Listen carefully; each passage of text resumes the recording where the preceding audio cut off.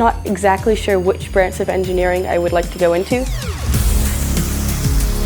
We've had exposure to electrical engineering, civil engineering, structural engineering. And I've really been able to learn more about something that I'm really passionate about. This involves going to an airfield to get your hands on a Boeing 737 that's being worked on. It was really eye-opening on what mechanics do on airplanes. My favourite moment of the whole experience has been building the 4-stroke, 1-cylinder engine, build it from scratch. That was really cool. We've been programming and putting together a robot with our coding that we also did ourselves. We had to do lots of trial and error. Going back to the drawing board over and over again.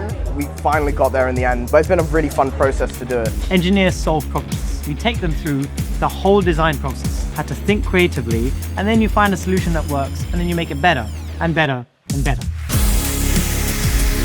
I didn't really realize that I wasn't ready for the work environment, really. We understand what hiring companies are looking for. These students who are driven and we want to come to our companies, we can prep them really, really well. I would like to study aerospace engineering, so now I think I'm going to be more comfortable. I'm hoping to reach for higher companies such as NASA, ESA. Yeah, no, this is what I have to do in life. After especially a trip to the airfield, I'm pretty sure I've decided that that's what I want to do. The way that InvestIN do group activities is probably some of the best that I've ever seen. I did this last year and I loved it so much I'm back again. You'll never get that opportunity again anywhere else.